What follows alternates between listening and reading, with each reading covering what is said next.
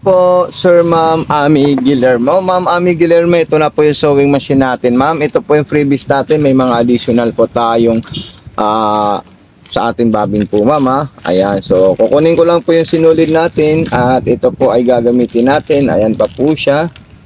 Ayan, tsaka meron din po siyang button holder guide. Ayan, so gagamitin natin ito, ma'am. Ayan, itong sinulid natin.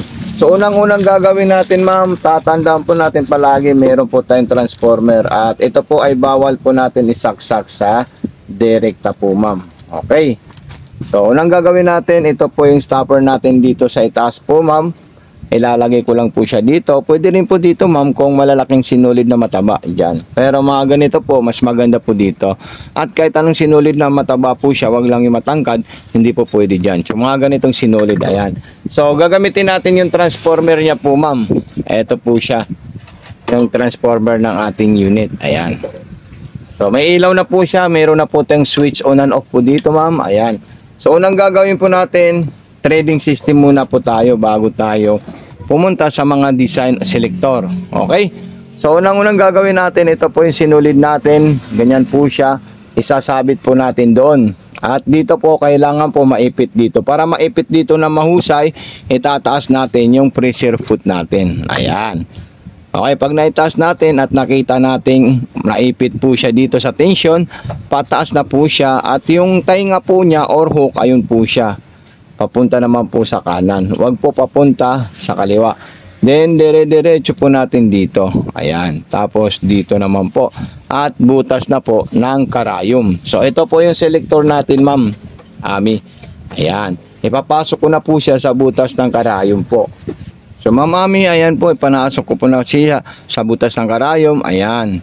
Then, sunod natin dyan, yung sa ilalim naman po, mama. Ito, tataas lang natin yan. Ito po yung sa ilalim natin. Ayan.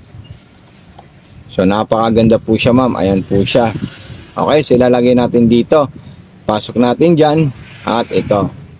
At ipapasok natin siya na mahusay. Wag po yung ganyan. Kailangan tumunog po siya. Ayan. Pag hindi po siya tumunog, ulitin nyo po siya. At patutunogin po natin yan. Okay? Ayan. Tapos, ipitin natin ito, ikutin natin ito para makain niya po yung sinulid at ilabas niya po. So ayun po silang dalawa. Then pagkatapos po niyan, ipapasok natin sa likod. Ayan. So ayan po siya. Okay? So maglalagay po tayo ng tela. Kahit anong klaseng tela, pwede niyo po dito tahiin. Pamaong, kortina, kahit ano po. Okay, so ayan po siya. Gusto natin zigzagger, ayan po siya. Then kung gusto niyo po masinsin, baguhin niyo lang po dito yan.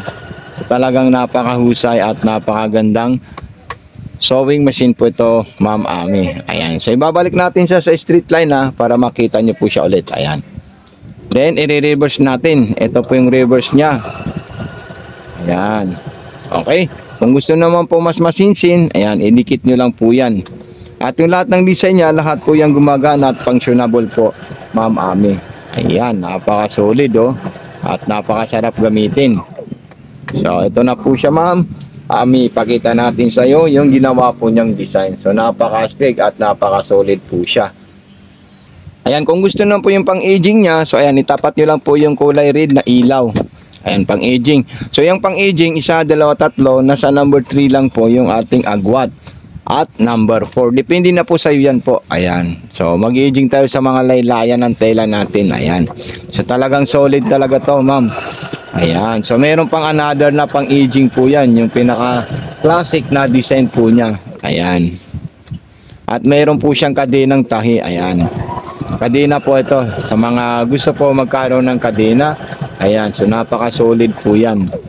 So, lagyan natin sa kadena. Then, mamaya pupunta po tayo sa button holder. So maganda rin yung pang button holder nito dahil automatic na po siya. Basta itatapat natin yung ilaw sa mismong button holder na ipapagawa natin sa kanya. So ito na po siya, ma'am Ami. Papagawa na natin sa kanya yung button holder po niya para makita nyo po siya. So ayan yung tahi niya. So unang gagawin natin, itatapat muna natin ito sa button holder distance at itatapat natin yung ano natin. So mas maganda pag kayo button holder procedure, dito muna kayo sa gitna. Lahat ng button holder puro sa gitna po. Ayan. Tapos munta po kayo sa kanan. Pagkatapos nyo pumunta sa kanan, balik kayo sa gitna ulit. Ayan. Ayan. Tapos punta na po kayo sa banda sa kaliwa. Ayan. So makikita nyo po siya as in good na goods po siya. At perfect na perfect po, Ma'am Ami. So ito na po siya, Ma'am Ami. Huwag nyo po kakalimutan mag-message sa atin, ha. Lagi nyo po kami i-inform all the way na meron po kayong katanungan. Thank you, God bless and more power po. Happy showing po, Ma'am Ami.